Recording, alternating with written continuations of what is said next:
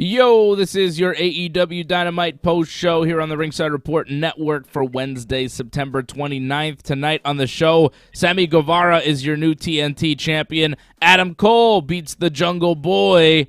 And Lio Rush is back in AEW.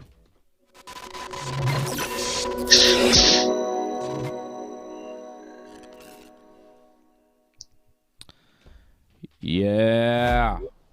What's up, Johnny? Well, it was an eventful night tonight.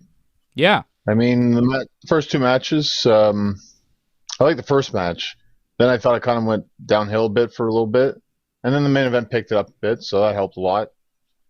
So, ups and downs tonight, ups and downs. I thought it was pretty good, though. Overall, pretty good show.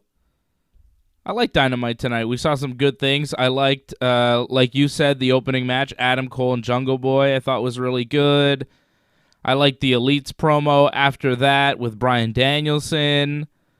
I liked the Lee Johnson, Cody Rhodes thing with Dante Martin and Matt Sydal. That Dante Martin is super impressive. The Cody and Arn Anderson promo after that was really good. I'm going through the show here, John, and I haven't skipped the segment. I thought everything was good here. I'm wondering where you thought there was a low point. I mean, the Jon Moxley, Eddie Kingston, Darby Allin versus Bear Country and Anthony Green was not my favorite match on the card. I guess that could be a low point. The 16-man tag was a little, wasn't my favorite, but it was all right. Dark Order and Orange Cassidy against the Matt Hardy family there. We had some little promos, Lio Rush, FTR, Dan Lambert. Not bad.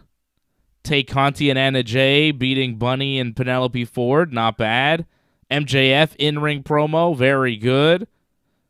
And then Sammy Guevara against Miro for the TNT title. And Sammy Guevara is your new TNT champion.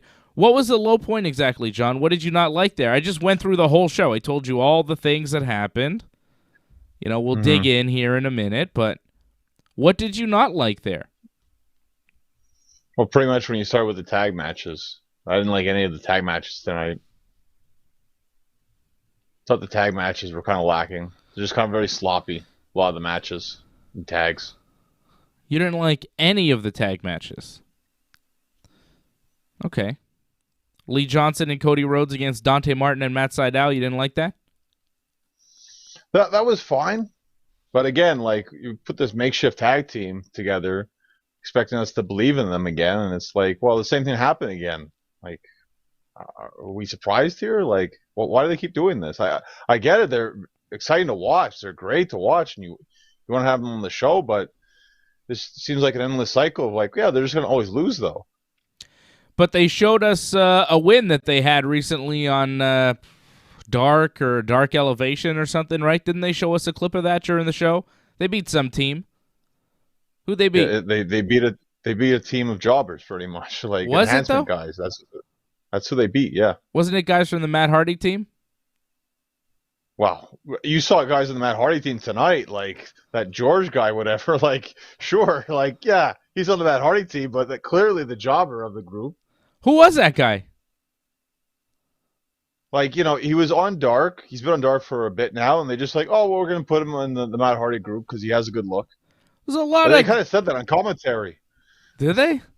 There's a lot of guys I didn't recognize. A lot of guys I didn't recognize on the show tonight. That guy, one of the Matt Hardy guys. I know Butcher and Blade. I know Private Party. I know TH2 even, But there was just one extra guy, and I'm like, who's that guy? Who's that guy? And then also, lost, pretty much. Yeah, and there was also another guy on a team, and I was like, who's that guy? The guy with Bear Country, Anthony Green. I was like, was that Trent? I thought he was Trent at first, and then I was like, oh, no, that's not Trent. That's some other guy. Who's that guy? Well, Anthony Green, I met Anthony Green, actually, when I wrestled down in Boston. He's a good guy. And what's kind of cool about him is, he knew about me, so, I really appreciate that he knew. He's just, he knows a lot about wrestling. And he was also in WWE as well for a little bit. Different name, but he was in WWE as well, so. Oh. Okay, so I don't you know mind who him. he was. I had no The idea booking who he was kinda was weird. because I've never wrestled him, right? I don't know, or I haven't been around him. I don't know him. I was just like, who is this man? Shout out to Angelo. Shout out to Doug Hepburn, members of the team. Shout out to Agent Orion watching us on Twitch. Don't forget to subscribe to the Twitch channel if you're watching there. Subscribe to us on YouTube. Like the video on YouTube, on Facebook. We're on all the things. We are on all the things all the time. So, Johnny, you know who Anthony Green was. We'll talk about that match, but I can see you not loving the tag team matches. They weren't great, but I didn't think any of them were particularly bad. Ooh, the women's one. Yikes. That was Wasn't some so bad bad. stuff. Wasn't so bad. You know, Anna Jay, she still needs a lot of work. A lot of it's more in terms of the selling. Like, she's just like, when she gets hit, like, she just falls down dead and like doesn't do anything afterwards. Like, there needs to be a lot more work there. All right. That's fair. That's fair. But again, she's been wrestling for like a year. And being out for a year doesn't help, you know, of course. Right. But again, like, you're going to put on national television like that. They gotta, and they try to protect her, put her in a tag match, but didn't help. Tay Conti and Anna Jay beat the Bunny and Penelope Ford in that match. -1 comes out to celebrate with Anna and Tay Conti after the match. This was in Rochester, which is Brody Lee's hometown. This was a Brody Lee show. A lot of talk about the late great Brody Lee. His family was there. His wife was involved in the big Dark Order segment match thing. So it was nice to see. They have a Brody Lee Foundation that they started as well, AEW. So nice to see them pay tribute to Brody Lee tonight. And there was a lot of that tonight, which you should do, right? They're in Rochester. They're in his hometown. He was supposed to debut there. They never got to do it because of the pandemic. And here they are in Rochester, and unfortunately they can't do it with Brody. But I thought it was cool that they paid tribute to him as they continue to keep his memory alive. Really good stuff from AEW. I like that, you know? They're a good guy company. They're a babyface company.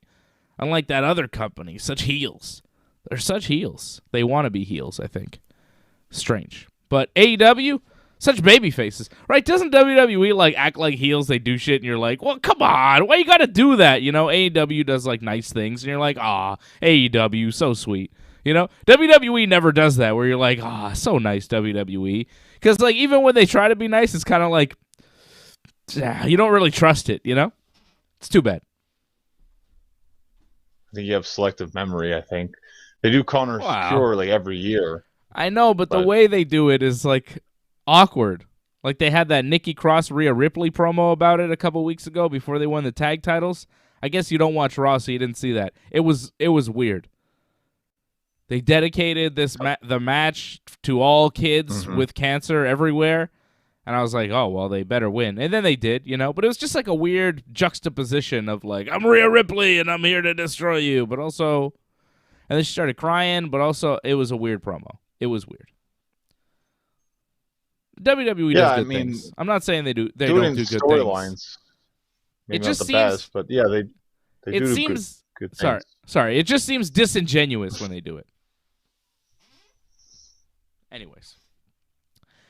I think you're just upset because they're going to Saudi Arabia, and I know you have heat with Saudi Arabia, so. We'll do a show for that thing. We might even do a watch-along for the Saudi Arabia show because it's going to be so crazy. Wow. Are you going to be on that? Are you involved? We'll talk about it. We'll talk about it later. We'll talk. Yeah. Yeah, we'll talk. It's going to be on in like the afternoon from Saudi Arabia, pal. All right. Sammy Guevara is your new TNT champion. He beat Miro tonight in a hell of a match. That dive that he did to the outside over the corner post there was incredible. How did he do that? Sammy Guevara is a hell of a wrestler. Good stuff tonight. Miro's really good too. He took that Spanish fly in the middle of the ring really well. That was amazing. Great stuff. Yeah, they're both great athletes. No question about it. And again, good match. I'm not surprised for both those guys. This title change is very surprising, but maybe I shouldn't be surprised because this is the Brody Lee tribute show, and that was his title in a sense. So to have it change at the end makes a lot of sense, and you want to have a happy ending to end the show. Just I feel it's way too early to end Miro's title reign right now. Like they had him go pretty much undefeated up to this point. I feel like for him to just end right now is, I don't know.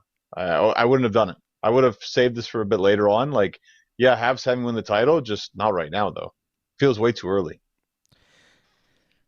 It does feel a bit early. Like, what has Miro done with the TNT title, really? What has he done? Who's Eddie he beat? Kingston. Is that it?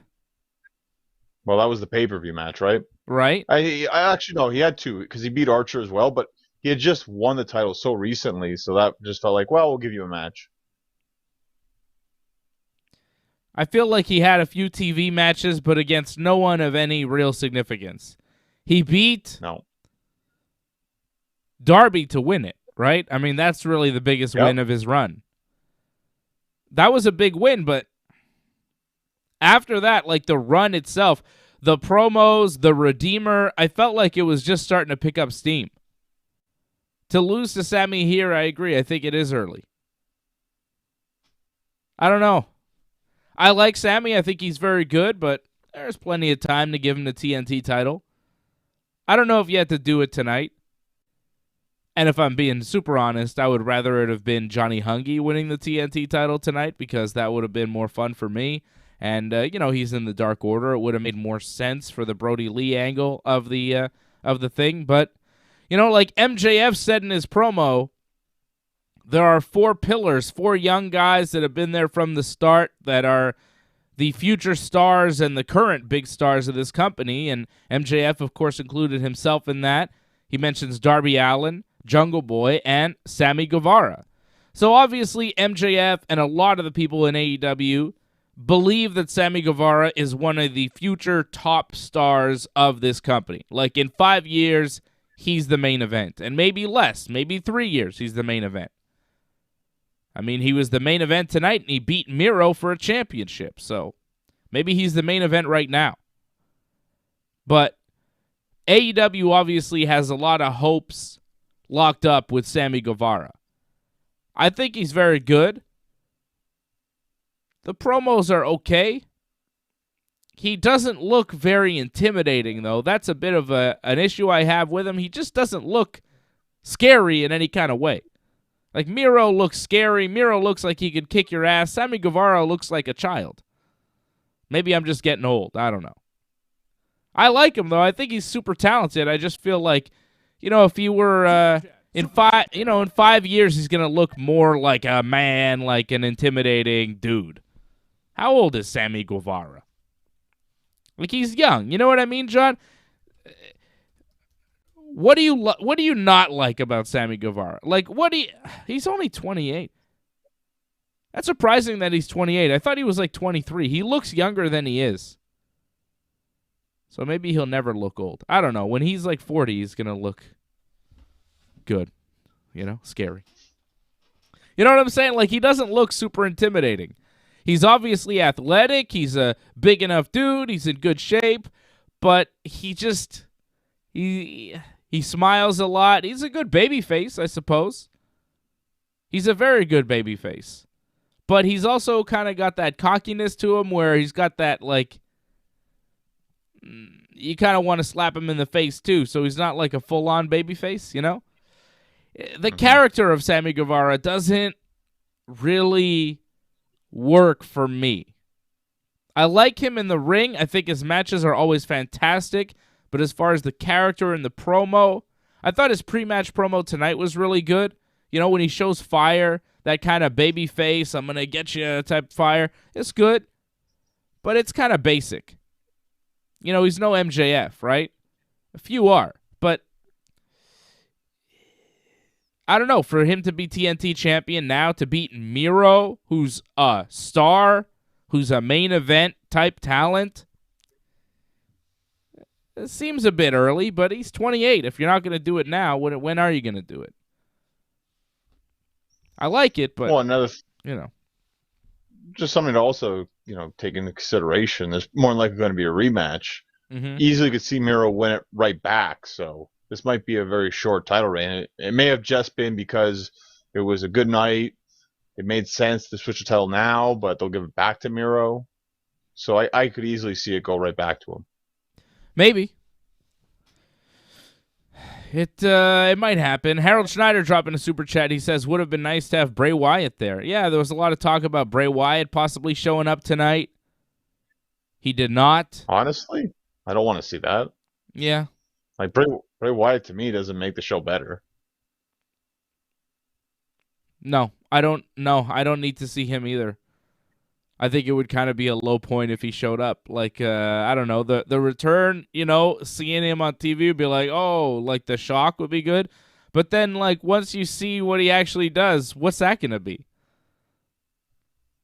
I'm not a big fan. I think it depends what kind of Bray Wyatt we're going to get, though. Are we going to get Monster Bray Wyatt?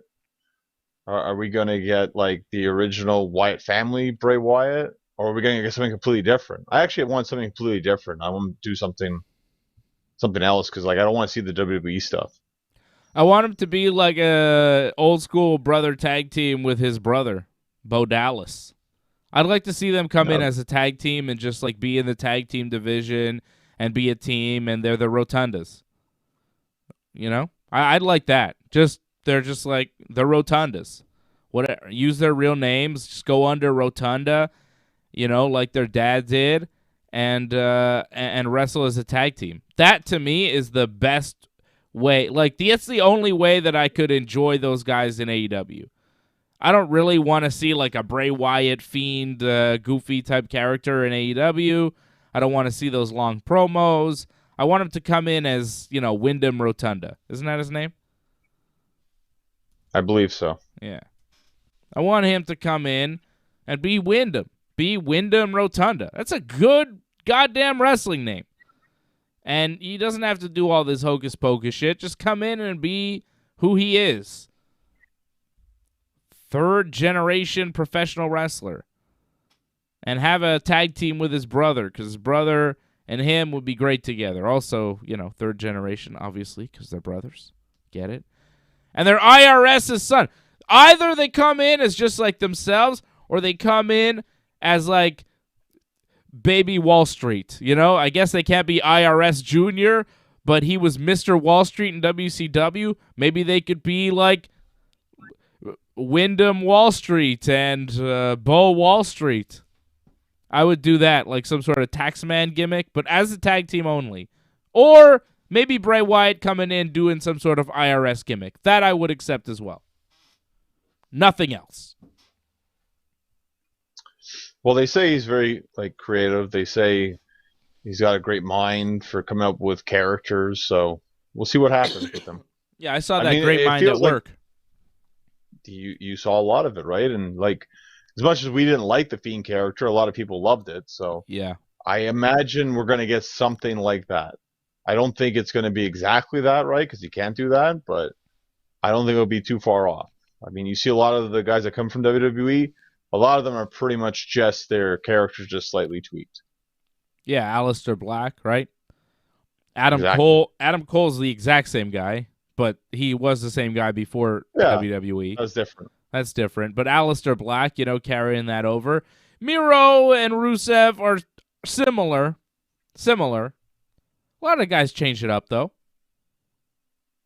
Other than Aleister Black. Lee changed it up.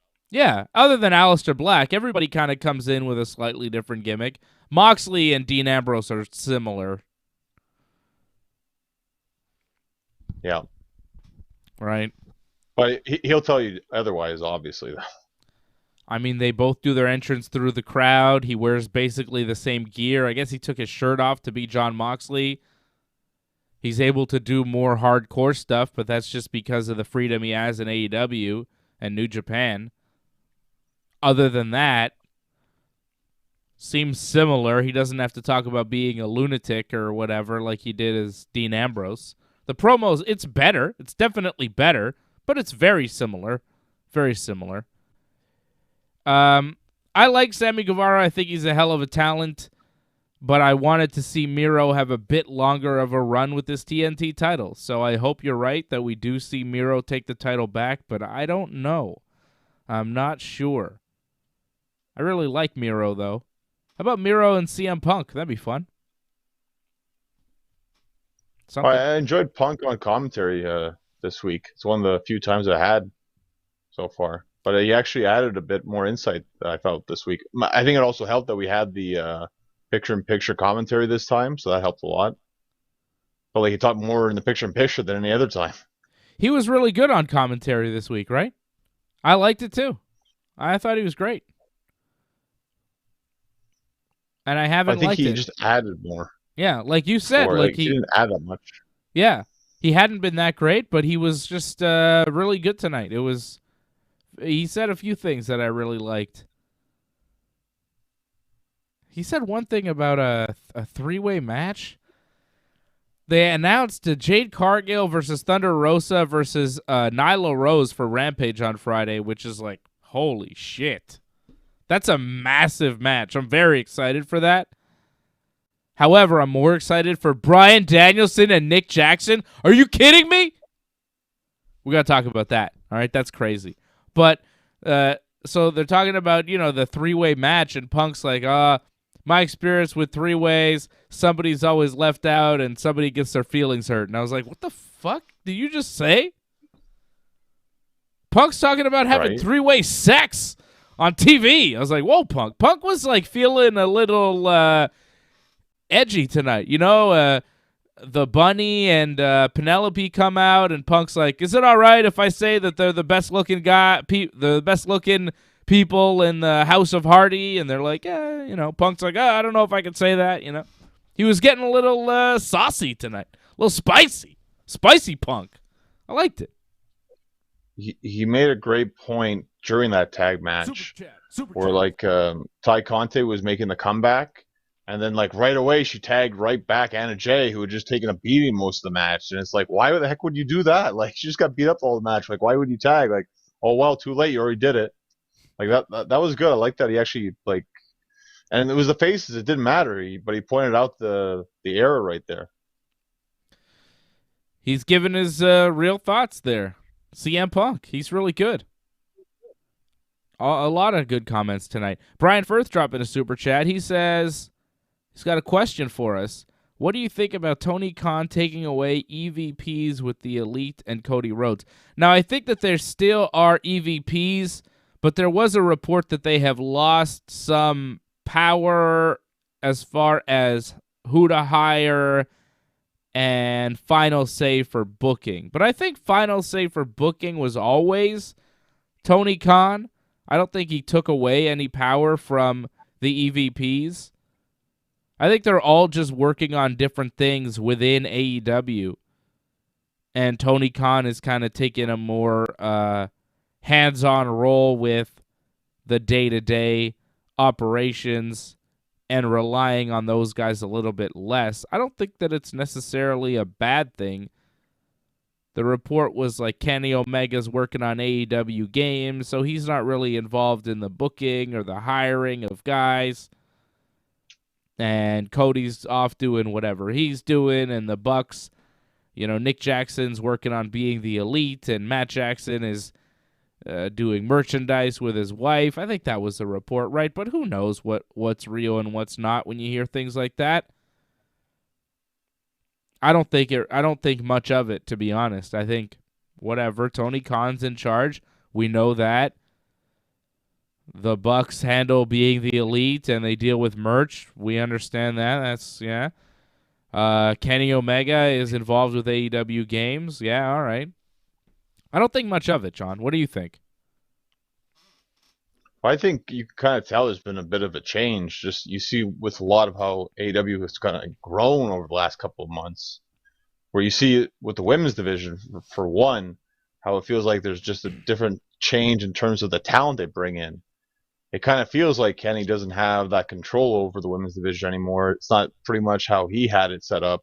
Riho was the champion. Now it's like you barely ever see her on television. And, as good as Riho is, like, she's good. But I have to say, I prefer Britt Baker as the champion. I prefer the direction it's going in now. So I think just at first Tony didn't have the experience of being the booker, so he kind of had help from other people. Now I think he's got a couple of years now. Super chat. Now he's kind of taken more. Oh, the super chats are always nice. He's taken more now of the leadership role of the booking, which I think is better. Like, have the wrestlers as also the booker. There's always conflict when you have that, so it's better to have the one guy who's not the wrestler as the booker. I agree 100%, and I think that the way AEW is going right now is in the right direction. So whatever they're doing it correctly. And you're right. You make a good point about the women's division. When AEW started, it was very Japanese heavy, very talented wrestlers, but a lot of them didn't speak English, so the character development wasn't there, and there was a lot of stop and start. The stories, the stories weren't there. You had Riho, and then you had Hikaru Shida, and they both had long reigns as champion, and there just wasn't much as far as stories or interest in those title reigns. And then you have Britt Baker coming out, just cutting these promos. She's having these matches. It's a different feel for the women's division, and it's much more, American, North American, right? You're looking at who is in this division and who you're seeing. You're seeing Jade Cargill. You're seeing Britt Baker, the Bunny, Penelope Ford, Anna Jay. Ty Conti's Brazilian, but you get my point. We're seeing different people. Ruby Soho. So many different people that we're seeing now in the women's division that just weren't in the company and weren't really featured when the company started as far as top level in that division.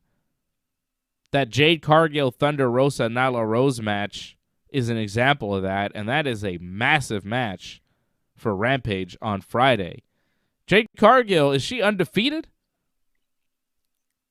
Yeah, she hasn't really lost except for, I guess, the Battle Royal, you could say, but that was about it. She has been pinned or submitted, and even if she doesn't win on Friday, I think that the same thing will hold up again. She isn't going to take the pin or the submission loss, that's for sure. I think she's got to win.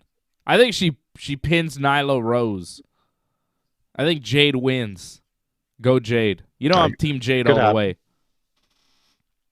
I feel Thunder's probably going to win, though, but you could be right. Hell yeah. Jade Cargill, goddammit. Jade Cargill is the greatest thing to ever happen in professional wrestling. Just look at her. She's the baddest bitch on the block. Or whatever she says. That bitch. Whatever. Like when Excalibur was like, that bitch. It's like, no. The intonation is all wrong, Excalibur.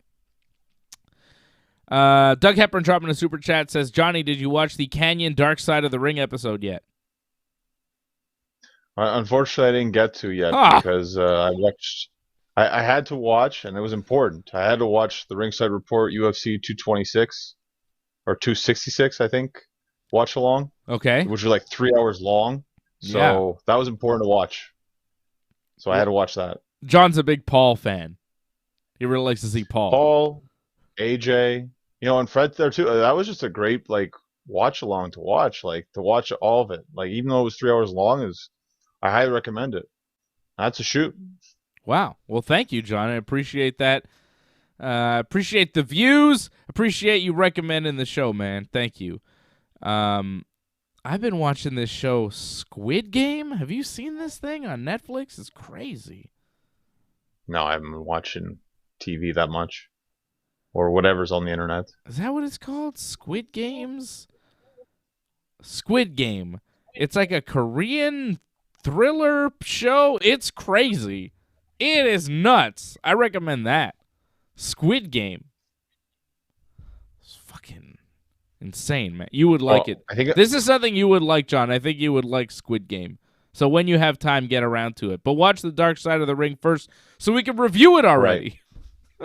Right. So, hopefully by Friday we could talk about it. Talk about both of them Friday. Anybody else watching Squid Game? It's crazy, right? Damn. You should ask AJ tomorrow. I'm sure he's probably watching it. He's not watching no Squid Game.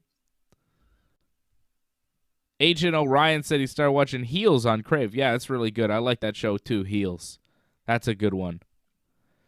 Adam Cole beating Jungle Boy. Hits a low blow behind the ref's back, and then the boom kick thing. Boom!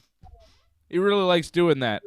He does it like 1,000,000 times. A boom! It says boom like 100 times in his theme song. I get why he likes doing that. It is kind of fun to do. A boom! And you could do it anytime. You boom! Boom, boom, boom, boom. Oh, I'm going to do that. Oh, wait. Boom, boom, boom, boom. That's not bad. How about this one? I like this. Remember that one? That was a good one. The two thumbs? Yeah, sure, yeah. Remember that guy? That guy was good. Classic. RVD. A boom! It's pretty fun to do. I get why he likes it. I get why he does it so much. How come all wrestlers don't do that? Everybody should be doing that. Thumbing to themselves and do it. Try it. And it doesn't sound that great. Try it. Really. Just try it once. You'll like it. Try it one time. Yeah, it doesn't, no. You didn't say boom. No, you got to say boom. If you say boom, you feel the energy. Yeah. There's no energy in that. You got to go boom. Yeah, that's way too much energy. Way too much energy. Anyways, the match was very good. Yeah, that was probably match of the night. I don't know about you, but that was again, they're very good at having like the best match to start the show. And I think that also kind of hurts the show in a sense where it's like you really hit the peak right at the beginning. So it's kind of really hard to match the best once you've already had the best, you know? Yeah, no, you're right about that. Angelo says he didn't even try. You didn't even try to boom. You boom! You didn't even try. People thought it was funny, actually. Yeah, you're funny because you're not doing it. You're not doing it. They're laughing at you, not with you, John. Because you're not doing the boom. He won't do the boom. Yeah, I think the match was fantastic. It was hard to top. That's what AEW does. They give you their best match right off the top of the show. What are you going to do? But at least it wasn't like last week where it was like, oh my God, that was one of the greatest matches I've ever seen. And then the rest of the show, it was like, oh, that was a very good match. And then we had some also good matches. You know, it didn't like on a scale to 10, this match was about, you know, a solid 8. The Bryan and Kenny match was a 12 last week. And the rest of the show was like a 7 or 8, depending on the match. So it was hard to top, but this was an 8, and the rest of the matches on the card were like a 6 or a 7. You know what I mean? This was not so far and above the rest of the card that it was impossible to follow. Like, they were able to kind of follow it up with some good stuff, but it was the best match on the card. But it wasn't like last week where the first match blew the rest of the card out of the water, where you're kind of like, oh, there's more? This match was like, oh, this is cool. Let's go. Let's see what else they have. So that was good. Adam Cole and Jungle Boy. Cole gets the win. I was a little surprised to see Cole win, but, you know, at least he cheated to win. He's coming in getting some big wins. That's a big win to beat Jungle Boy, Adam Cole, you know? Well, Adam Cole, like, being in NXT, I think helped him a lot. Like, he knows how to work. And he realized, I think, in the end, where it's like, if he just beats him, like most guys do in AEW, then it's like, well, what does that do? Like, the fact that he cheated, you always think, like, well, if he didn't cheat, Jungle Boy probably was going to beat him, you know? Like, he knows how to work a match. You know, he's just smart, Adam Cole. I like him so much better with the Elite than I did with the Undisputed Era.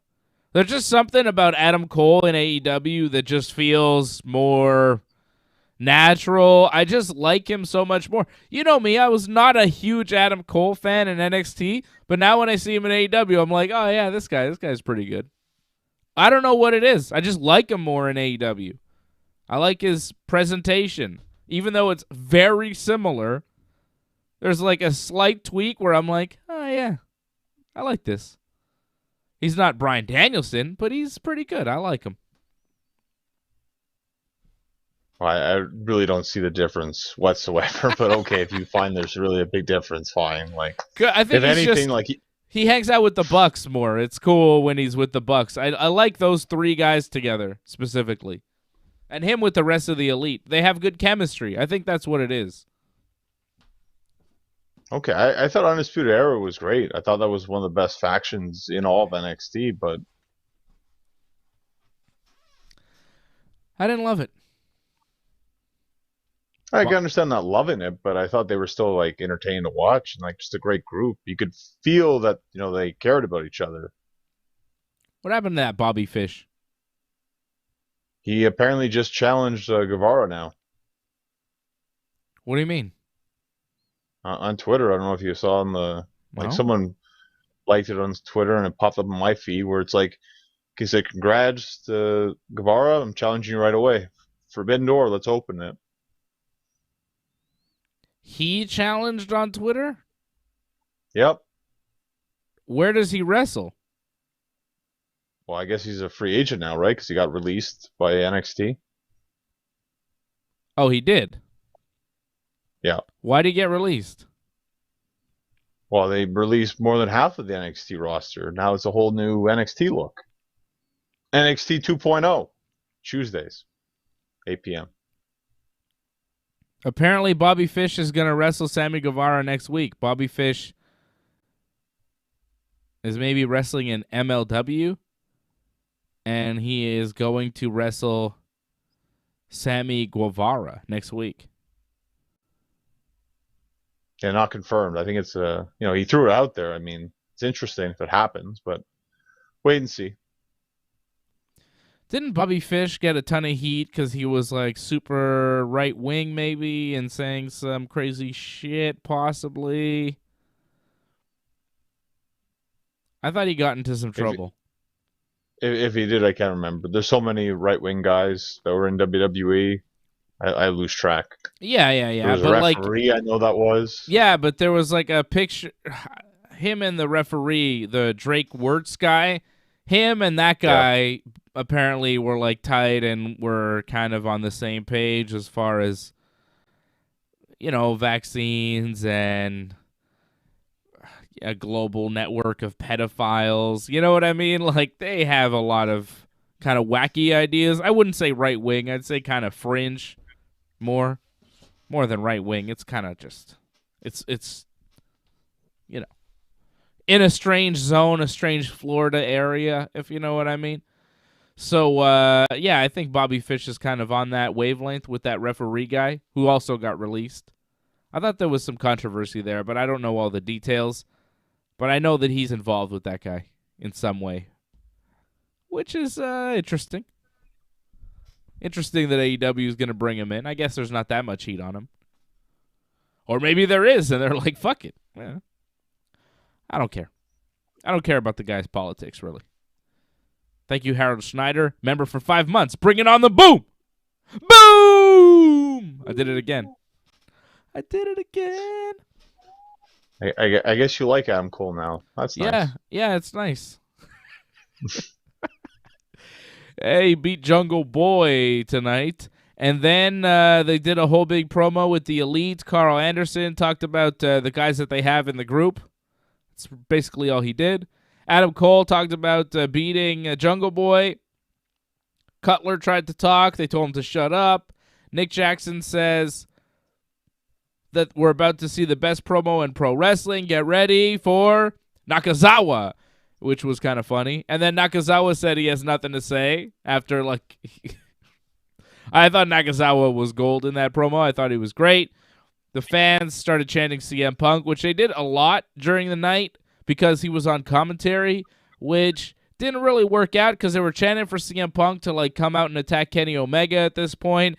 And Kenny was like, yeah, that's not happening. Because Bryan Danielson is the guy feuding with Kenny Omega right now. And then later on, when MJF was cutting a promo, they started chanting for CM Punk, but it was really Darby Allin that was supposed to come out. So it was kind of weird how they were chanting for Punk, and that's kind of the problem with Punk being on the stage where all the fans can see him. They kind of expected him to come down to the ring and do something, but he never did. And when you have a heel in the ring unopposed, you kind of expect a babyface to come out, a top babyface to come out and, beat them up, especially if it's Kenny or MJF.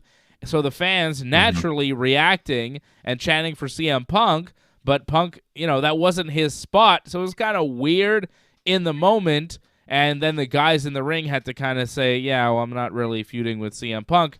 And another reason why the fans are doing this is because CM Punk isn't feuding with anybody right now. He beat Will Hobbs on Rampage. I guess he's still feuding with Team Taz. But there was no kind of confrontation with Ricky Starks tonight. There was no anything between CM Punk and any member of Team Taz. So the fans are like, CM Punk's going to start feuding with Kenny? Or maybe MJF? Like, what's Punk doing? So MJF starts cutting a promo, and he's being a dick, and he doesn't talk about anybody in particular. So you're like, CM Punk, CM Punk. And, MJF's like, no, that's not what we're doing right now. It was weird, right? They got to give Punk some sort of direction. Otherwise, if they keep him out there for commentary, anytime a heel cuts a promo and the babyface doesn't come out yet, they're going to start chanting for Punk. Yeah, but it was good, though, because people wanted to see that. They want to see him against Kenny. They want to see him against MJF. Of course. They didn't ask for Dan Lambert, though. When he did the promo, I didn't hear any CM Punk chants for that. So it kind of showed you, they want those matches, but not that match, though. So that was interesting. Now, that was the one I wanted, too. I wanted Punk to go against America's Top Team, but that's not happening, unfortunately. But it's interesting what the fans want. So maybe, someday. Yeah, I don't know. Punk versus Scorpio Sky is what you want to see? I think the fans obviously want to see Punk MJF, Punk versus Kenny. Those are matches that need to happen. Punk versus Scorpio? I don't think that's a match that people really care about. I think it'd be a good match, and plus the promos, I think it's definitely worth doing. I think that's good television. Yeah, I don't know. I think the promos could be too brutal on Punk. They start talking about his UFC career, and it might not make him look so good. I don't know if you want to go there. Angelo asking a good question. What happened to Brian Cage, now that we're talking about Team Taz? I have no idea. Didn't his wife start going on Instagram and saying how AEW's not using him correctly and stuff like that? That happened, yeah. But I think he's also injured too, because I think he was supposed to wrestle at some indie show, and he pulled out, saying that he was hurt. So I think it's because of that. I think he was supposed to wrestle. Was it Hobbs or Starks again? Or I think it was Starks. They did a promo, and then they kind of just nothing ever happened off that. So I think he's hurt. Okay. Well, there is your answer there, Angelo. And I see Matthew on the chat. We did talk about CM Punk's commentary earlier on in the night. Very good stuff from Punk. I thought tonight was his best night on commentary. Fans were chanting for him here in the Kenny Omega promo. Kenny talks about wrestling Bryan Danielson last week, saying that there will be no rematch. Bryan comes out, wants the rematch. Kenny says, or Bryan says that Kenny doesn't have the balls to give him a rematch. And the fans really behind this one, they start chanting no balls at Kenny Omega, which is a very WWE thing to do. That's classic WWE. When you want a match with somebody, you tell them that they're a coward and that they have no balls, and then they are forced to accept. That's always what happens in WWE. This did not happen tonight, but WWE does it so much that when Bryan came in to do it, I was kind of like, yeah, you got to say no balls. I don't know. I've heard people say it, so I feel like Bryan has said it to somebody in WWE to get a rematch or whatever. So I don't know.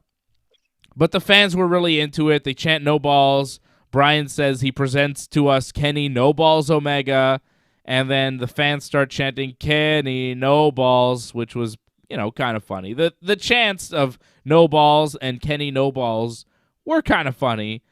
Bryan wants a match with any member of the Elite on Rampage on Friday, and Kenny says, well, Bryan, why don't you come to the ring right now and have a fight with us?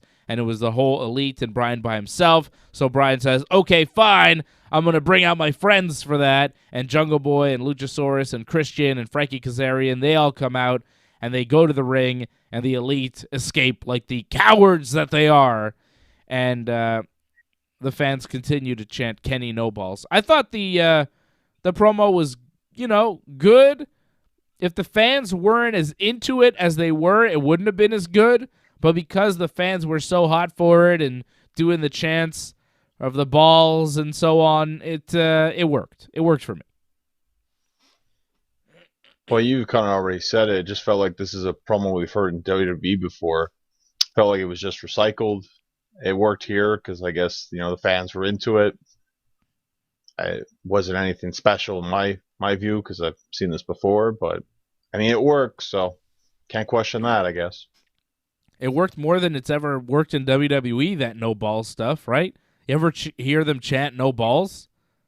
I've heard WWE wrestlers say, "Oh, you got no balls," so much to whoever they're trying to get a match with, right? Didn't somebody get like a title match and win a title because they were like, "Oh, what do you have, no balls?" Didn't Roman Reigns tell Vince, like, "You have no balls, you're scared to give me a title match," and then Vince is like, "Oh, I'll show you. You get a title match." Like you insult the guy and then he gives you everything you want. I feel like that happens so much in WWE, but I've never, ever heard them chant no balls at a wrestler. So, the crowd was into it. Yeah, because like they get it more. Like, there's more children in WWE show, so people are more passionate here for this because they understood what no balls means, I guess. Yeah, it was interesting. Doug Hepburn dropping a super chat. Thank you, Doug, for the recommendation. Thank you, Doug. I will check that out.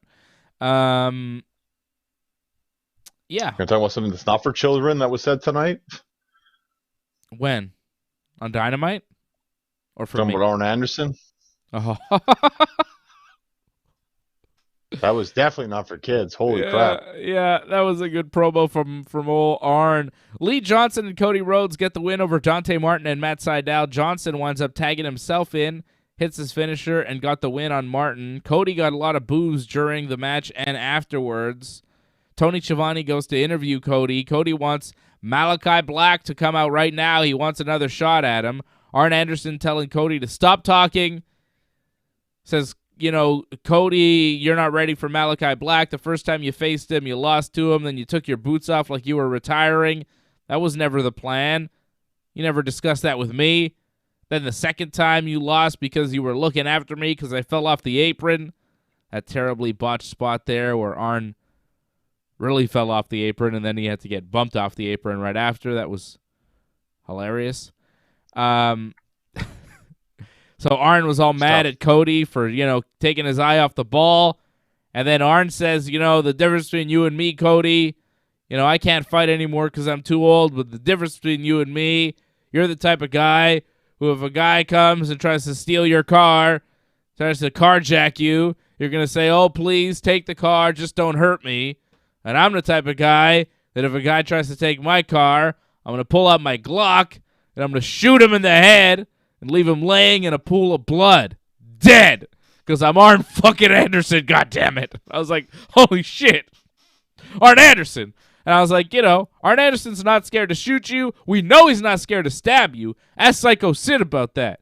Arn Anderson has stabbed man. We know Arn Anderson is a bad man. But that promo was like another level of bad man. Arn Anderson said he'd shoot a guy in the head if he came to steal his car, which I guess, is within his rights. And, he's an American, and a lot of Americans have a stand your ground law in a lot of these states. And if somebody tries to steal my car and I had a gun, why wouldn't I shoot them in the face? I don't disagree with Arn Anderson. I don't have a gun. I'm a Canadian. We generally don't have guns. But if you try to steal my car, I will probably, I think it's within my right to kill you, isn't it? Somebody tries to steal anything from me, I feel like it's within my right to kill them, but I don't know. I live by Arn Anderson rules, so I wasn't shocked by the promo. I was like, fucking right on, Arn Anderson. You kill that guy who tries to steal your car. Who would try to steal Arn Anderson's car? How dare they? I thought it was a hell of a promo from Arn, man. God damn. What a badass. Well, what was so great about it was the fact that Arn, he kind of sounded like very tentative when he started talking at first. Like it sounded like he was either depressed or like kind of sad, and then it just completely changed the tone once you got to that part of the promo, and it's like, wow, like he's just really good at delivering the promo, like in terms of like setting you up for it. Like Arn's got these little subtle things that he does in his promo that really like works. Like it's just amazing to watch him. Like, and if you see his old stuff, like he's the same way too. Like he's a very smart guy when it comes to promos. Yeah, he starts off slow and then finishes with a bang. And he told Lee Johnson to come with him because at least he listens to him. Lee Johnson with Arn Anderson as Arn is the coach there. And Cody Rhodes gets left alone, gets booed. Fans not liking Cody Rhodes. See, turning heel. What's the story with Cody?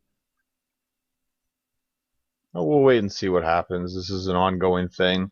I think obviously like they could tell what's going on, but I don't think they want to just, switch it right away. Because they could have done it before too. Remember, Cody's done this like back and forth kind of thing where it's like he's a good guy, like he's kind of acting like a bit of a heel, but he's still a face. Like this is what Cody actually likes to do. He kind of likes being that tweener kind of character where he could kind of wrestle everyone that way. So I think he likes keeping it open like that. It's weird though, right? Like what? He's not with Arn Anderson anymore. Does he have a feud with Lee Johnson now? Is he done with Malachi Black? Like what's the direction for Cody? It's a little strange. Cody was one of the best things in AEW during the first year of the company.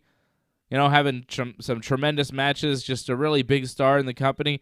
Past 6 months to a year, he's been kind of lost. Nothing great from Cody. Yeah. It's weird. But always like it seems like there's an importance on Cody, and that hasn't changed whatsoever. So I don't expect that to change at all. If anything, they're just changing the direction of where they're going with him. That's about it. So if anything, he's just going to wrestle more top guys. Like I can see maybe they're setting him up where he could wrestle guys like Bryan Danielson, like CM Punk. They want to go more in that direction, possibly. Could he possibly rejoin the Elite? It feels like that's too much if he did that. But I guess the door could be open. Why not? If the story makes sense, I think. I can see it. I can see it happening. Matthew Henley asking us a good question. He asked, when do we think Bryan and Kenny will wrestle for the title? I think it's going to be at Full Gear in November. It'll be like mid-November. I'll tell you the date exactly. It'll be coming up here, November the 13th. Mid-November. Yeah. There you go. 13th of November, which will be back to a Saturday night. They've done a Sunday night pay-per-view, but they're back to Saturdays. Yeah, I like that too.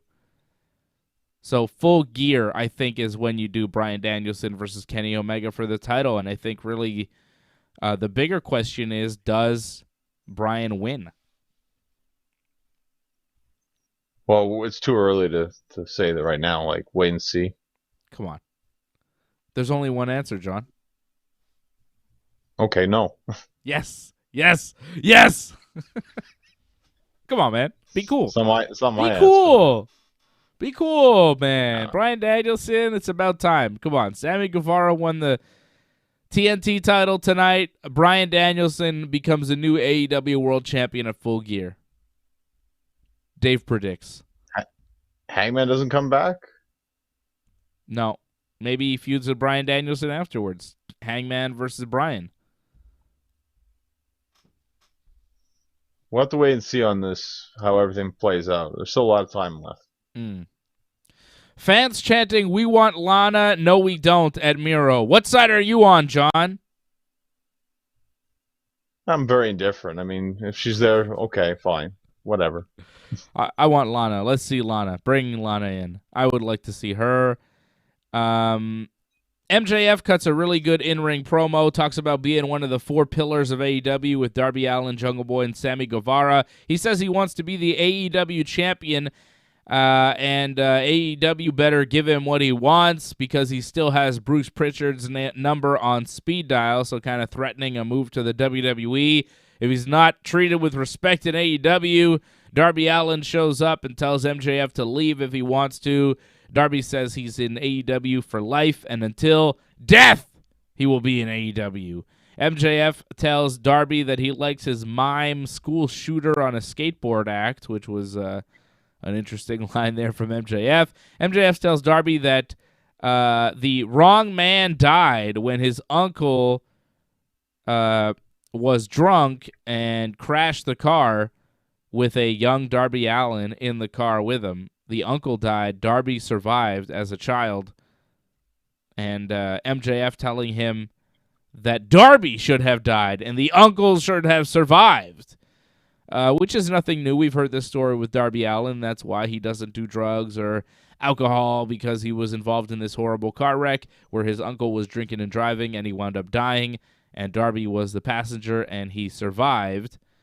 But he does say that a part of him died that night, and that's why he paints half of his face, right? That's the Darby Allin gimmick. So MJF diving right into that, telling him the wrong man died. MJF not afraid to go for the jugular in his promos, to say the least. Darby Allin tells MJF to keep talking because he can't mentally break him. And MJF says, "Oh yeah?" and then leaves. Because he's not going to keep talking, because that's what Darby wanted him to do. So he's going to leave. So MJF and Darby seem to be embarking on a feud. I feel like it's pretty good. I like it. Yeah, I really want to see that. Hopefully this plays out over the next couple of weeks. Hopefully that goes into the pay-per-view too. Like, they don't just give us that match in a couple of weeks. We actually let this air out a bit for a couple of bit, and like maybe you get a tag match as well, throw in Sting and all that. Like, they could make this drag out for quite a while. This could be really good. Do you do it at Full Gear, or do you do it on an episode of Dynamite? Like, do you wait for Full Gear? I mean, at this point, it's like a month and a half. I think you wait. I think so too. But yeah, MJF, he just doesn't hold back, right? Talking to Brian Pillman in Hell a few weeks ago, feuding with Brian Pillman Jr. there. Tonight, that stuff, telling Darby that the wrong man died in the car crash. Like, holy shit. He does not hold back in these promos. It's entertaining, but at some point you think he's going to cross a line that it just shouldn't cross. I don't think he's gone there yet. I think he's pretty good. He's right on the line, though, right? He's right on that line, which I think is what makes him good. He's controversial, but I don't think he said anything beyond being a really good heel in pro wrestling. I think it's just good heel work, right? I think it's all fine, especially when Darby's talked about that stuff in his promos. I think it's fair game. It's surprising. There's a lot of sensitive people out in the world. I'm surprised he hasn't upset people yet, but so far it's worked out okay. Wait and see. I feel like you keep going down this path, eventually someone super sensitive is going to get mad.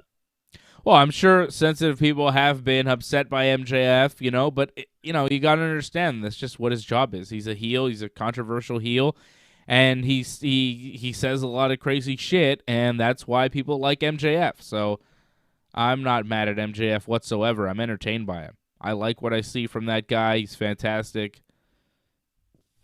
And I look forward to his match with Darby Allin. That's one where I don't know who's going to come out on top. I just don't know where they go there. Dan Lambert, another guy who I enjoy as far as his promos. He was there with Ethan Page and Scorpio Sky.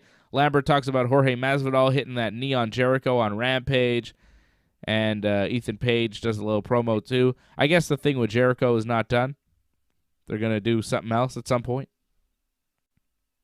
Yeah, I see this going all the way to the pay-per-view as well.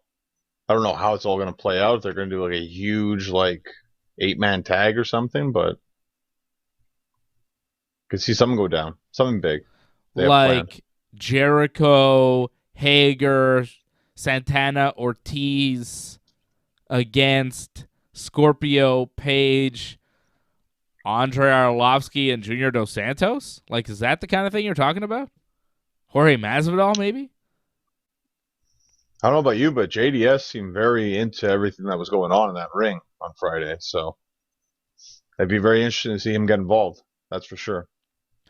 Junior Dos Santos is one bad man, former UFC heavyweight champion, one of the greatest knockout artists in the history of the game. I'm a fan. I got no problem seeing JDS around. Cigano. I love Cigano. Dark Order and Orange Cassidy beat the Matt Hardy family after the finisher fatality from Uno and Stu. Johnny Hungy got the pinfall for the team. Evil Uno started walking out during the match. The Dark Order has had some strife in the group. Stu Grayson goes to stop Uno from leaving.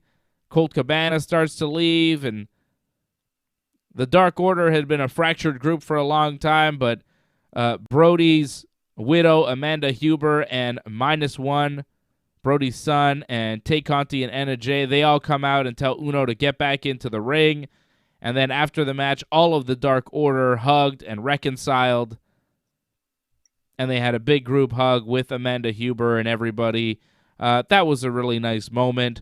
And it was cool that AEW had kind of run this story of the Dark Order possibly breaking up and fractures within the group and nobody getting along. And they weren't a unit, and they needed to be in Brody's hometown with Brody's wife to kind of push them back together and fix what was broken in the Dark Order. I thought it was a really good story, and the fact that they tied it all together tonight in Rochester is, one of the things that AEW does so well. They have stories. They build them over a period of time. They don't have to be the main stories, but they're there, and you could pay attention. You could get invested into them, and then they tie it all together, and it works out. So I was really happy with that. That worked out fantastic. And, of course, Johnny Hungy getting a win is always great, too. Love Johnny Hungy. Well, seeing him wrestle in Dynamite, it's kind of rare as well. So yeah, you actually got that as well. Too rare. But it also, too rare for you. But it seems to me that they lack a leader. And it feels like it's the perfect spot for Bray Wyatt whenever he comes in to be that guy. I know you don't like it, but it just feels like it's a perfect fit. He's not funny, though. Dark Order is like a very funny group. Bray Wyatt's not funny. He's never been funny. He's not a good leader for that group. I know you don't want to see it, but I could easily see it happening. Because of the connections that they had. Yeah. The way his character is and all that. Like, it just makes a lot of sense for it to happen. But the Dark Order isn't some sort of fiendy Undertaker-style group anymore. That's not what they do. They're a comedic, kind of fun, family group. I don't think Bray Wyatt is the guy to lead them. Angelo's right. It's Hangman. Hangman is the guy to be the leader of the Dark Order. He just needs to figure out his role. He needs to assume that leadership position. And then, and only then, can he finally achieve his destiny and become the AEW World Champion. When he becomes the man that he knows, and we all know he should be, he needs to take that group. He needs to take that step. He needs to assume that leadership role for the Dark Order, bring them all together, and then he will become the AEW World Champion. I believe Hangman is the guy. Hangman, of course, his wife just had a baby, so he is off hanging out with his newborn, and when he does come back, holy shit, here comes Hangman. Leo Rush is back. I thought he retired, but he cut a promo talking about leverage buyouts and being a businessman. It was very weird. I did not really understand the promo or what the hell he was talking about. He's like a $1 million man type gimmick. I think he's doing the Cameron Grimes gimmick, but in AEW. I don't know. It's weird. And now he's in AEW. He was in AEW, and then he retired for some reason. There was like an injury, and now he's back. And he's coming to AEW, and I don't know. I don't care that much. All I got from that promo is that he's going to be a heel, pretty much. Yep. So wait and see what happens with that. I mean, I think he's a good wrestler. He's very small, but it kind of works in AEW. So wait and see. Shouldn't Big Money Matt be pissed off at this guy, like coming in and trying to be like a money heel? That's Matt Hardy's gimmick, man. It's a little bit. I think that's why it was a little bit different, though. It wasn't exactly that. It was slightly different, but not different enough. And Leo Rush is cool, but like, I don't know. What's the difference between Leo Rush and, say, Reginald? A lot of flippy shit, kind of like, Yeah, Reginald is just flippy stuff, though. Like, Leo Rush, like, there's a bit more than that. He's like a B version of Ricochet.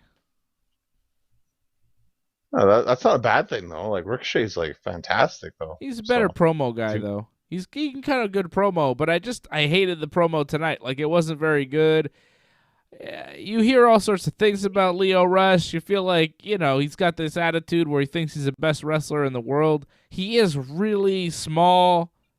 He's very impressive. Like, he's a good wrestler, but I don't know. He's not a guy I can get behind. I just don't care about him showing up.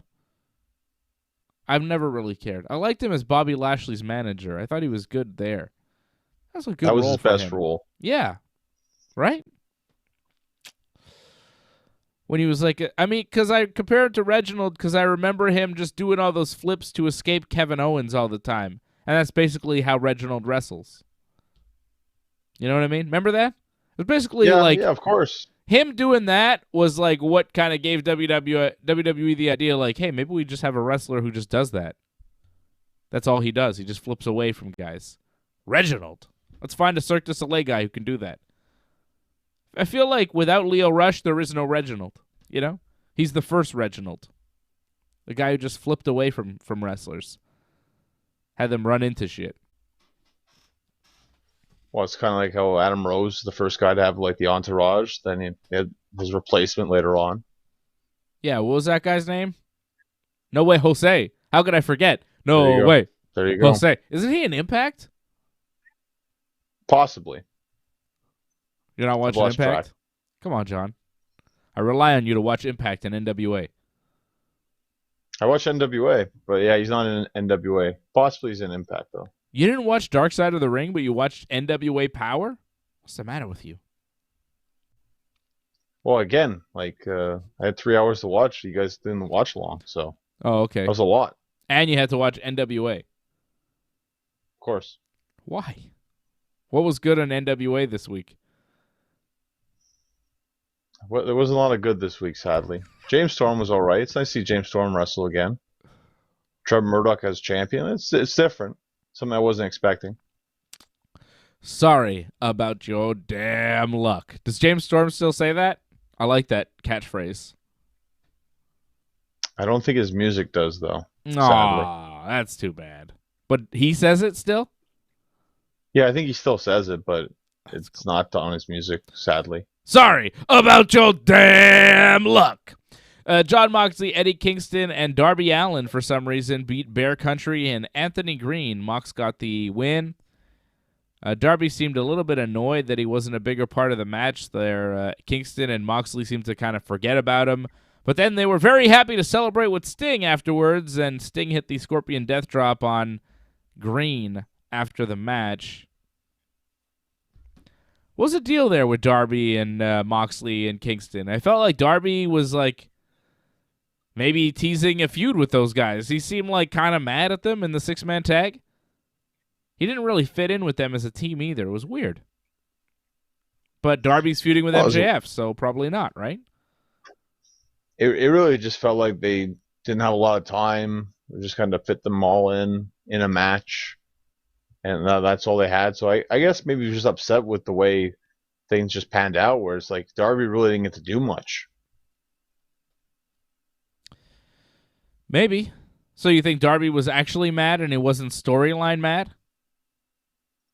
Well, it could play into the fact that they knew that ahead of time that you should be mad because it's like we can play into this later on possibly. But he's going in different directions, so who knows? That's it. Seems like he's in that MJF feud now. That's pretty much what we saw on Dynamite tonight. Britt Baker with a little backstage promo telling Ruby Soho to get to the back of the line as far as title challengers go. I think number one contender should be coming out of that Jade Cargill, Thunder Rosa, Nyla Rose match on Rampage, but who knows as far as AEW goes who their number one contenders are. I don't know, like, who's next for Britt? Thunder, right? Yeah. Thunder makes the most sense. You could say Ty as well. She has a lot of wins. But it's tough. They also hyped another match, if I'm not mistaken. Like, Sheeta has, like, I could see Sheeta, actually, because she's going to get her big 50th win. So I could see them doing Sheeta and Britt again. I think the pay-per-view match, Full Gear, should be Britt versus Thunder, though. That's the big match. It should be, but for whatever reason, they're like holding that off. I don't know why. Like, I guess they're waiting for a big moment to do it, but I mean, the pay-per-view is a big moment. Why not do it then? Yeah. But for whatever reason, like, they haven't gone in that direction yet. And you would think with a match like that, you would give it a lot of time and a lot of build. So, I mean, if they're going to, they kind of have to start this Friday, I think. Their next pay-per-view, Revolution, doesn't take place usually till like March. This is going to be their last. You're talking about. Well, next pay-per-view is Full Gear. Yeah. Next one is after. I'm saying after Full Gear. Sorry, after Full Gear. Right. The next pay-per-view is March, so we're talking, December, January, like 3 months here between pay-per-views. Right. Like, come on, man. Like, if you're not gonna do the big match at Full Gear, are you really gonna wait till fucking March 2022 to do Thunder Rosa, Britt Baker? That's a long time to wait. I think you have to do it at Full Gear. They can't delay that any further, I don't think. And if they do, what do you do at the pay-per-view? Sheeta versus Britt? Didn't Britt beat Sheeta for the belt? Right. It was never a rematch, so. I can see it happen, and Sheeta's going to get her 50th win next week probably, so there's reason. Hikaru Shida versus Serena Deeb set for Dynamite next week. We will also see The Elite versus Bryan Danielson, Christian Cage, Kazarian, Jungle Boy, and Luchasaurus in a big 10-man tag. So The Elite, I guess, will be Kenny, the Bucks. Who's in that match? Adam Cole. And I didn't see the graphic for that one, so you tell me. I don't even know. I don't know who's in that match, but it's like a big multi-man elite thing against Bryan Danielson and maybe just Christian, Jungle Boy, and Luchasaurus. It might be like the Bucks and Adam Cole and Kenny versus Bryan, Christian, Jungle, and Lucha. I don't know if Kazarian's actually in that match. I have no idea. And there's a casino ladder match set for Dynamite next week. And a good question there. Do we know who's in that match? No, we don't. Doug asking, do we know who's in it? They didn't announce anything as far as who's in the match. They just said, we're going to have a casino ladder match next week. I was like, oh, okay. What is that? Again, who's in that? What's the... No participants announced. If I'm not mistaken, it's kind of like you just come out randomly throughout the match, depending, I think, on the card or whatever. If I'm not mistaken, something like that. Mm-hmm. They had this one time on one of the pay-per-views, Double or Nothing, I think. Why is this next week? What's the deal? I have no idea why this is next week. Are they in Vegas next week? No, they're in Philly. Okay. Well, I have no idea why they're doing this. All right. They want to do a ladder match for whatever reason. So those are the matches they announced for Dynamite next week. Sheeta versus Deeb, a ladder match, and then the Elite versus Bryan and friends.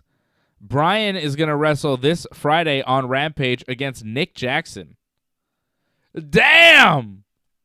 A boom! I mean, that's going to be huge. Now, does that start or end the show?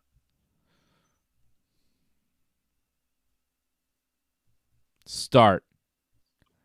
I think you end the show with Orange Cassidy versus Jack Evans in the hair versus hair match. One of those guys going to lose their hair. Like, that's got a main event, right? Rampage is ridiculous this Friday. You got Jade Cargill versus Thunder Rosa versus Nyla Rose, which could main event because that's a massive match for their division. You have Bryan Danielson versus Nick Jackson, which is ridiculous. That match is going to be so good. That's a dream match right there. And you have Orange Cassidy versus Jack Evans in a hair versus hair match. Why are they putting their hair on the line? That's crazy.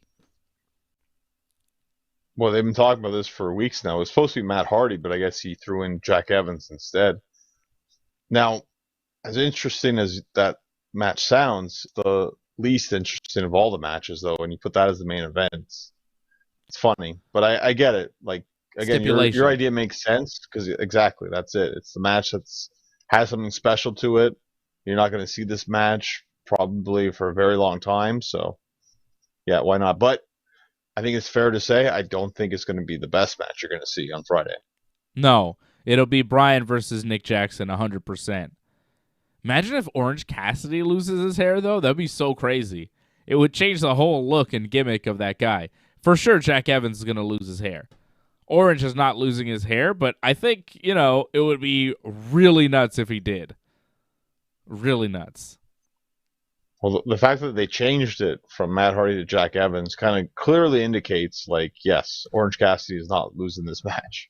What do you think happened there? Do you think they were like, yeah, we're going to do hair versus hair, Matt Hardy versus Orange, and Orange is like, I'm not cutting my hair, and Matt Hardy's like, I'm not cutting my hair, so they're like, who wants to cut their hair here in the Matt Hardy team? And Jack Evans is like, yeah, fuck it, I'll do it. How much? Maybe gets like $5,000 bonus or something. I hope he gets extra money for cutting his hair. Super chat. Maybe Super not. Chat. I wouldn't be surprised if something like that went down. Who knows? Or they just decided that, well, this is not a good idea. Let's do something else. But Jack Evans may have volunteered. Who knows? I don't know. Doug Hepburn dropping a super chat. He says, thanks again for your time, Johnny and Dave. Well, thank you, Doug. Thank you for supporting the network. Doug, I emailed you about the Orange Cassidy toy that I have for you, so email me back and let me know what you want to do. I can send it off to you. Harold Schneider dropping a super chat with the cool emoji with the sunglasses and stuff. I like that, Harold. Thank you, Harold, for supporting the Ringside Report Network. Appreciate you, and you are the super chat leader of the night so far, Harold, so thank you for that. How we doing, John? How we doing? We good? So that's. I think we covered everything. That's Dynamite. I think we're good. Is that it? Are we done? For the most part, unless there's something about the main event you want to cover again. I think they said they were going to talk to Sammy Guevara again during the Cody Rhodes show. Yeah. Well, apparently Bobby Fish challenged him, and they're going to have the match, I think, next week on Dynamite for the TNT title. Bobby Fish and Sammy Guevara. Well, it's nice to bring in like surprise people that aren't always in AEW. That's nice, but I mean that's not the main reason I watch Dynamite though. But it's a nice surprise. What did you think of that when Sammy goes for the Spanish fly off the top rope and Miro catches him kind of and then suplexes him? That was a rough spot in the match. I didn't mind that though, because like they didn't completely fall over. No, and that's hard to do, like to catch him like that. So that's actually pretty impressive that they were able to do it and stay committed to it as well. That's very difficult. Yeah, it looked like he almost lost him, but he was able to recover. It was kind of like, oh, is he gonna do it? And then he managed to kind of recover there. And of course, this show in Canada was not on TV. Because, like I've said before, TSN does not care about wrestling fans. They really don't. They have no regard for wrestling fans. They don't respect wrestling fans, and that is obvious by their treatment of pro wrestling fans and the fact that they don't ever air the shows that they have the rights for on their TV channels. They never air Rampage. They air it on their app. Their app is terrible. I can't get it. They don't have it on Amazon Fire Stick. They don't have it on any of the smart TVs. It's not a good app.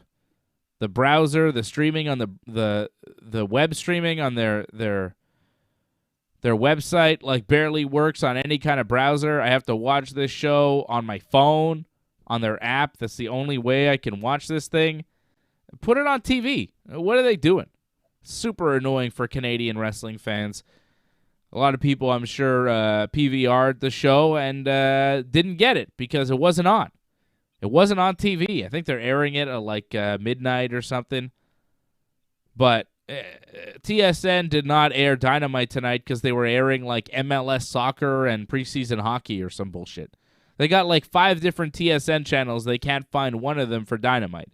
It just shows you what they think of wrestling fans. And they never, ever have room at 10 o'clock at night on a Friday for Rampage for some reason. It's not like Bell Media has other channels, you know? I mean, come on. They could put it on another channel, but they don't. They just leave it on TSN or the TSN app. So you really got to search very, very hard. I was able to watch the show because I saw that AEW had retweeted the TSN Twitter account saying, oh, the show's on the app tonight, not on TV. I was like, oh, shit. Good thing I didn't wait till like 8:30 to start watching it on my TV because I would have missed the first half hour of the show. They really don't let you know. It's very little, warning. You have to kind of figure it out. You have to get lucky and be online and kind of seek it out. It's not really good for a TV show. You're trying to build an audience. It's not good for AEW. They need to get their show off of TSN. It's not good for them. It's not good. Rampage is never on TV. Like, come on. If you're Canadian wrestling fans, I mean, we're talking like 30-plus million people here in this country that cannot watch this show on TV. It's a big wrestling show. There's a lot of good stuff on it. Bryan Danielson's going to wrestle Nick Jackson on Friday. It's not going to be on TV. It's going to be on the app. They got 5 different channels. They can't put it on TV. I don't understand. Dynamite wasn't on TV tonight? Come on.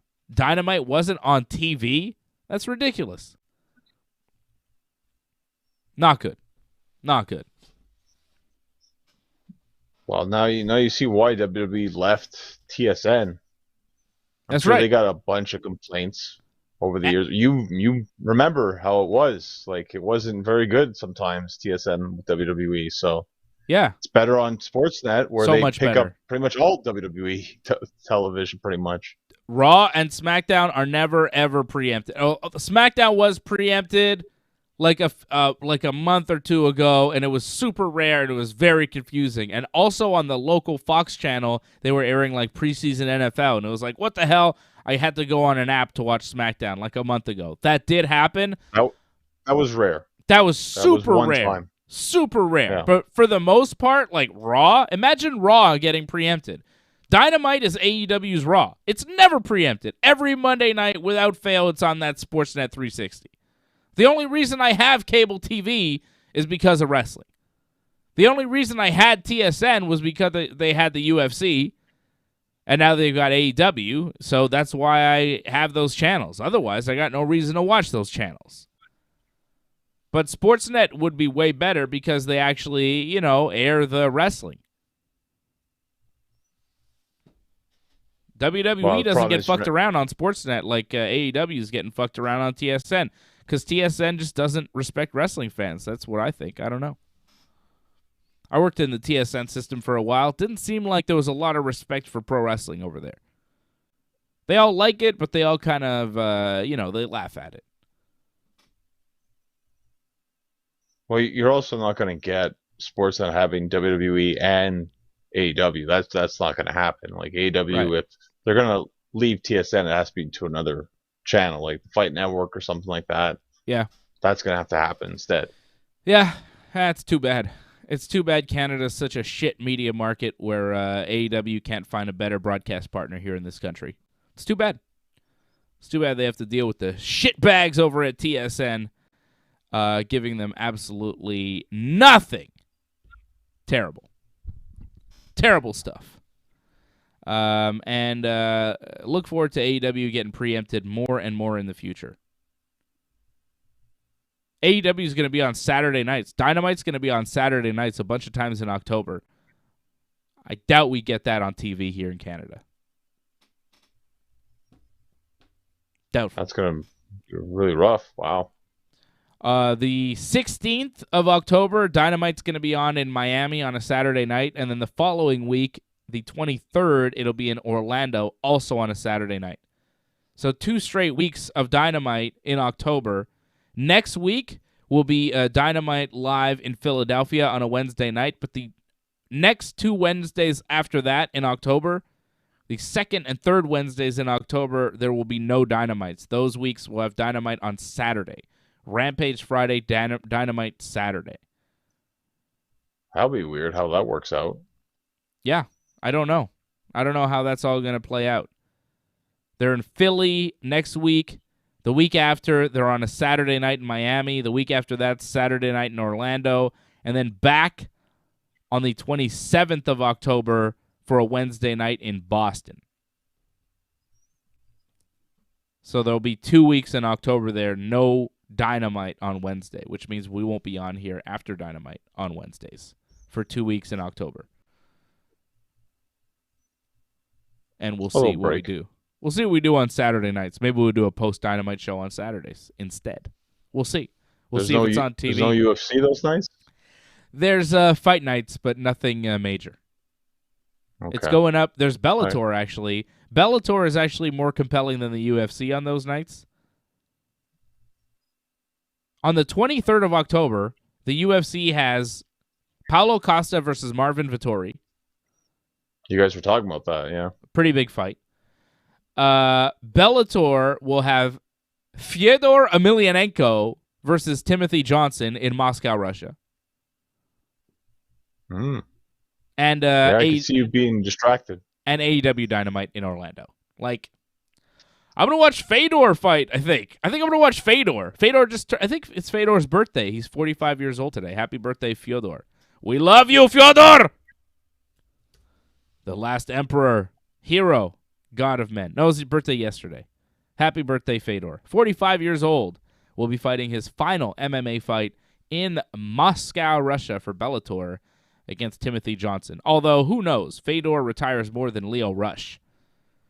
They say it's his last fight, but who knows? Last fight in Moscow. Isn't that the whole hype? I don't know. Who knows with Fedor? Okay. Should have had his last fight like 10 years ago, but hey, what are you going to do? So, Fedor is fighting on the 23rd. That's pretty exciting stuff. We'll talk about that tomorrow night on Ringside Report MMA with Freddie and AJ. Want to give a shout-out to Harold Schneider. You are the Super Chat leader tonight.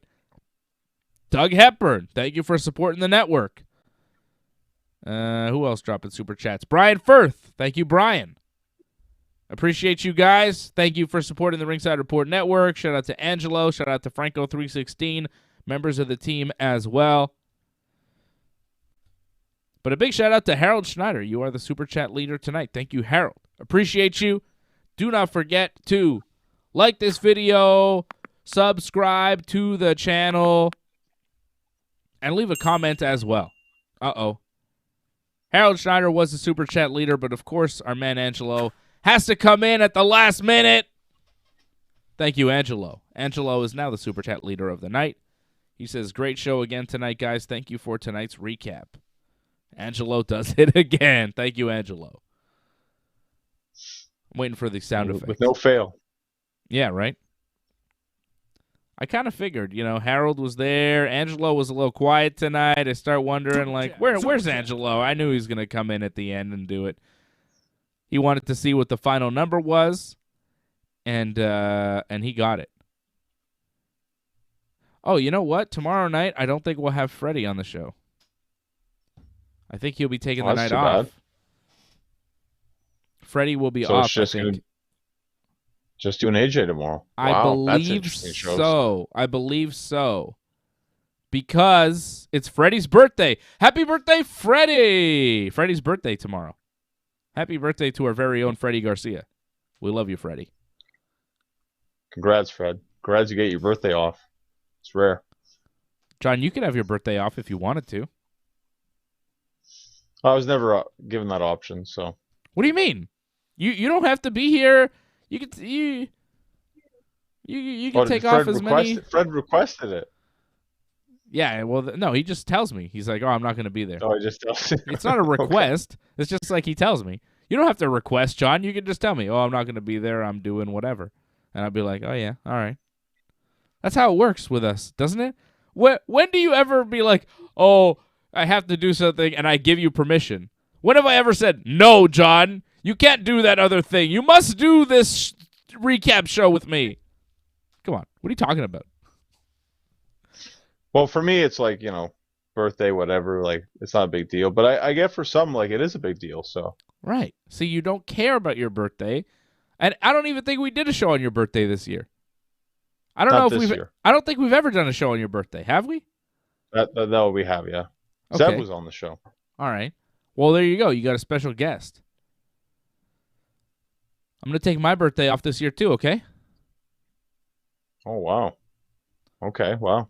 Good to know. It's this Sunday, so there's no events, so I'm going to take it off because there's nothing happening. If there were a pay-per-view, I would be on, but there's nothing happening, so I get the night off by happenstance. But yeah, my birthday is this Sunday, John. Don't forget. Don't forget, John. You forgot. I knew you forgot.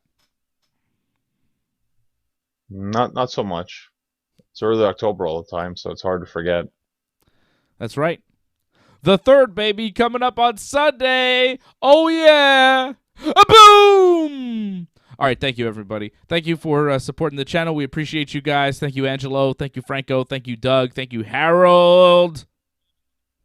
Thank you, Brian. Thank you to everybody for supporting the channel, being members, and doing the damn thing with us all the time. I'll be back here tomorrow night, 8 p.m. Eastern Time for Ringside Report MMA. And Johnny and I will be back on Friday night after SmackDown. We'll be watching Rampage, and we'll be watching SmackDown. We will recap SmackDown and watch Rampage with you Friday night, 10 p.m. Eastern Time, right here on the Ringside Report Network, unless John requests the night off. I could, but I won't. You can do whatever you want, John. It's a free country, man. All right? If somebody tries to steal your car, you can shoot him in the head. It's a free country, like Arn Anderson. Whew. All right. Good to know. Thanks, everybody. We love you big time. Talk to you again tomorrow night.